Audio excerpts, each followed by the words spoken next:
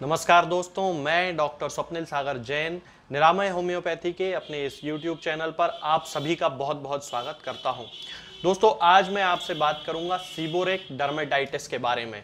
ये एक ऐसी कंडीशन है जिसके कारण बहुत सारे लोग परेशान रहते हैं, बहुत सारी दवाइयों का उपयोग करते हैं, बहुत सारे शैम्पूज का इस्तेमाल करते हैं, लेकिन उसके बाद भी वो ठीक नहीं हो पाते हैं और उस प्रॉब्लम से वो लगातार बहुत लंबे समय तक पीड़ित रहते हैं। तो आज मैं आपको सीबोरिक डर्मेटाइटिस की होम्योपैथिक दवाइयों के बारे में बताऊंगा, तो इस वीडियो को अंत तक जरूर देखते रहें। सबसे पहले हम बात करते हैं कि सीबोरिक डर्मेटाइटिस आखिर है क्या। बहुत सारे लोग इसको डैंड्रफ बोलते हैं, लेकिन मैं आपको बता दूं कि डैंड्रफ एक प्रकार का डर्मेटाइटिस है, लेकिन डैंड्रफ और सीबोरिक डर्मेटाइटिस एक ही हो, ये ऐसा नहीं होता है। सीबोरिक डर्मेटाइटिस का मतलब है कि जब हमारी स्काल्प की जो स्किन होती है, यानी कि हमारे सिर की जो स्किन होती है, उसमें इन्फ्लेमेशन आ जाता है। इन्फ्लेमेशन के साथ साथ उसमें से एक ग्रीसी फ्लूइड निकलने लगता है, वहां पर कुछ रैशेस पड़ने लगते हैं, वहां पर की जो स्काल्प की जो स्किन होती है वो झड़ने लगती है, फ्लैक्स निकलने लगते हैं वहां से। तब उस कंडीशन को सीबोरिक डर्मेटाइटिस कहा जाता है। सीबोरिक डर्मेटाइटिस स्काल्प के अलावा उन एरियाज में से भी हो सकता है जहां पर ऑयल ग्लैंड्स पाई जाती हैं, यानी कि जैसे हमारे आईब्रोज होते हैं, हमारी मॉस्टेचेस होती हैं, बियर्ड होती है, चेस्ट होती है, चेस्ट में जो बहुत सारे लोगों को डेंस जो है हेयर ग्रोथ वहां पर होती है, इन सारी जगहों से सीबोरिक डर्मेटाइटिस डेवलप हो सकता है। यदि हम देखें तो सीबोरिक डर्मेटाइटिस के जो केसेस होते हैं उनमें से बहुत सारे केसेस अपने आप ठीक हो जाते हैं, लेकिन बहुत सारे केसेस में होम्योपैथिक दवाइयों की जरूरत भी पड़ती है। एलोपैथिक दवाइयों से सीबोरिक डर्मेटाइटिस को ठीक नहीं किया जा सकता है। हालांकि कुछ एलोपैथिक दवाइयां ऐसी होती हैं जिनसे कुछ समय के लिए सीबोरिक डर्मेटाइटिस के जो सिम्टम्स होते हैं वो सप्रेस होने लगते हैं, लेकिन कुछ समय बाद जब हम दवाइयों को बंद कर देते हैं तो वो एक बार फिर से शरीर में उभर कर आ जाते हैं। जबकि होम्योपैथिक दवाइयों से हम सीबोरिक डर्मेटाइटिस को पूरी तरह से ठीक कर सकते हैं। अब यदि हम इसके सिम्टम्स की बात करते हैं कि इसके कौन कौन से सिम्टम्स होते हैं, तो इसमें सबसे इंपॉर्टेंट जो सिम्टम होता है वो होता है स्किन में होने वाला इन्फ्लेमेशन। यही जो सिम्टम होता है वो डैंड्रफ और सीबोरिक डर्मेटाइटिस को डिफरेंशिएट करने में हेल्प करता है, क्योंकि डैंड्रफ में स्किन में कभी भी इन्फ्लेमेशन नहीं होता है और सीबोरिक डर्मेटाइटिस में हमेशा स्काल्प की जो स्किन होगी उसमें इन्फ्लेमेशन हो जाएगा। इसके बाद दूसरा जो सिम्टम होता है वो होता है एक ग्रीजी फ्लूइड का सीक्रेट होना, यानी कि जो स्काल्प होता है या जहां पर भी सीबोरिक डर्मेटाइटिस हो जाता है वहां की जो स्किन होती है वहां से ऑयल ग्लैंड्स से बहुत ज्यादा एक्सेसिव मात्रा में सीक्रीशन होने लगता है। तीसरे नंबर पर इसका सिम्टम आता है कि जहां भी सीबोरिक डर्मेटाइटिस होता है स्किन के उस हिस्से में से कुछ फ्लैक्स निकलने लगते हैं, यानी कि स्किन वहां से झड़ने लगती है। कभी ये जो फ्लैक्स होते हैं ये व्हाइट कलर के होते हैं और कुछ कंडीशंस में ये येलो कलर के भी होते हैं।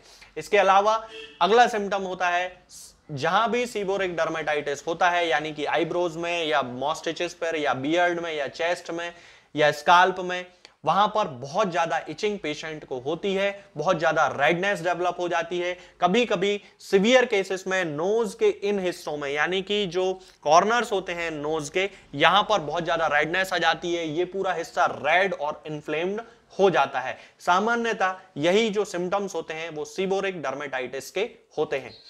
यदि हम सीबोरिक डर्मेटाइटिस के कारणों की बात करें तो इसमें सबसे जो प्रमुख कारण होता है वो होती है एक फंगस जिसे मैलेसीजिया कहा जाता है। मैलेसीजिया के इन्फेक्शन के कारण ही ज्यादातर जो सीबोरिक डर्मेटाइटिस के केसेस होते हैं वो डेवलप होते हैं। इसके अलावा एक और कारण भी होता है, वो होता है किसी भी पेशेंट में उसका इम्यून रिस्पॉन्स जो होता है वो कम हो जाता है, यानी कि उसमें इम्यून रिस्पॉन्स करने की जो क्षमता होती है वो कम हो जाती है। इसके कारण भी कई सारे पेशेंट्स में सीबोरिक डर्मेटाइटिस देखने को मिलता है। अब हम बात करते हैं कि आखिर हम सीबोरिक डर्मेटाइटिस को किन होम्योपैथिक दवाइयों से ठीक कर सकते हैं। तो इसके लिए होम्योपैथी में सिम्टम्स से मैच करने वाली मेडिसिन बहुत सारी आती हैं। तो जैसे उनमें थूजा है, नेट्रम म्यूरियाटिकम है, इसके साथ साथ काली सल्फ है, मेडोराइनम है, मेजेरियम है, बहुत सारी ऐसी मेडिसिन आती हैं, ग्रेफाइटिस भी है। तो इन मेडिसिन का उपयोग करके हम पेशेंट्स को पूरी तरह से ठीक कर सकते हैं। यानी कि हमें इन मेडिसिन में से जिस मेडिसिन के साथ पेशेंट के सिम्टम मैच होते हैं उन मेडिसिन का यूज करना चाहिए।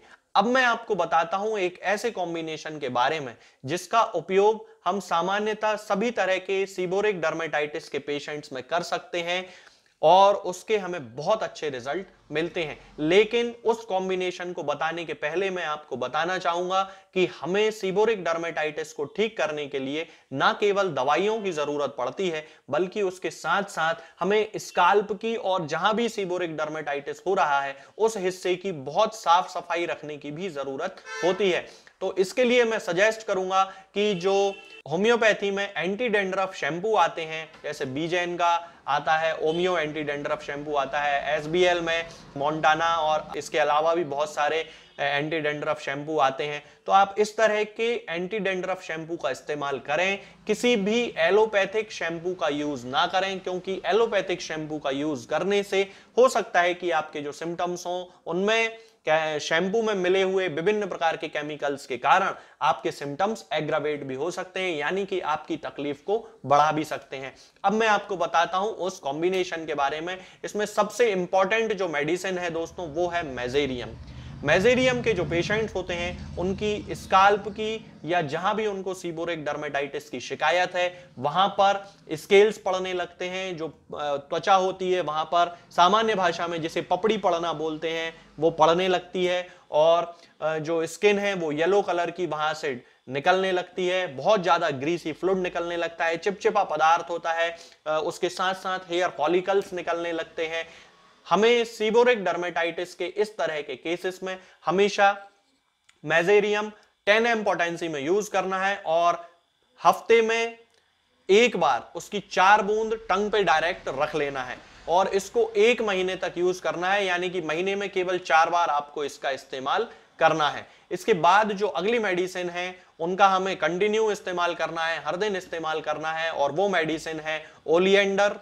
ओलिएंडर एक बहुत अच्छी होम्योपैथिक मेडिसिन है और जिसका खास सिम्टम है कि ये जो पेशेंट होता है ये जब भी कोई खाना खाता है या बीज वाले पदार्थ जैसे जिनमें सीड्स होते हैं, जैसे अमरूद हो सकता है या टमाटर हो सकता है या कोई बहुत सारे उसका जो ऐसे पदार्थ होते हैं जो उसकी बॉडी डाइजेस्ट नहीं कर पाती है, तो उसका जो स्टूल होता है उसमें ये सारे पदार्थ अनडाइजेस्टेड ही निकल जाते हैं। ये ओलिएंडर का एक बहुत खास सिम्टम होता है। इसके साथ ही सीबोरिक डर्मेटाइटिस के केसेस में हमें ओलिएंडर 30 पोटेंसी में यूज करना है, क्योंकि इसके जो केसेस होते हैं उसमें इचिंग बहुत ज्यादा होती है, स्काल्प बहुत ज्यादा ग्रीजी हो जाता है और उसमें से फ्लैक्स निकलने लगते हैं। और इसके बाद जो अगली मेडिसिन हमें यूज करना है दोस्तों वो है काली सल्फ। काली सल्फ हमें 30 पोटेंसी में ही यूज करना है और इसकी 2-2 बूंद दिन में 4 बार सुबह दोपहर शाम रात डायरेक्ट टंग पे भी रख सकते हैं और 1 चम्मच पानी में मिलाकर भी पी सकते हैं। इसी प्रकार ओलिएंडर 30 को भी 2-2 बूंद दिन में 4 बार हमें लेना है, डायरेक्ट टंग पे भी रख सकते हैं या फिर 1 चम्मच या 2 चम्मच पानी में मिलाकर भी इसका यूज कर सकते हैं। तो इन तीनों मेडिसिन का हमें यूज करना है, यानी कि मेजेरियम का हमें वीकली यूज करना है, ओलिएंडर और काली सल्फ को हमें हर दिन लेना है, दिन में 4 बार, और 1 महीने तक शुरुआती अवस्था में हमें इसके सिम्टम्स में जो भी चेंज आते हैं वो देखना है और 1 महीने बाद हमें इन मेडिसिन की पोटेंसीज को चेंज भी करना पड़ सकता है या फिर हो सकता है कि हमें चेंज करने की जरूरत ना पड़े। तो दोस्तों आज के लिए फिलहाल इतना ही। सीबोरिक डर्मेटाइटिस के केस में आप इन दवाइयों का इस्तेमाल जरूर करें। आगे के वीडियोस में हम बात करेंगे कुछ और नई बीमारियों और उनकी होम्योपैथिक दवाओं के बारे में। तब तक के लिए जय हिंद, जय भारत। दोस्तों, होम्योपैथिक दवाओं को खाने का सबसे अच्छा तरीका होता है कि हम हमेशा खाली पेट इन दवाओं को खाएं।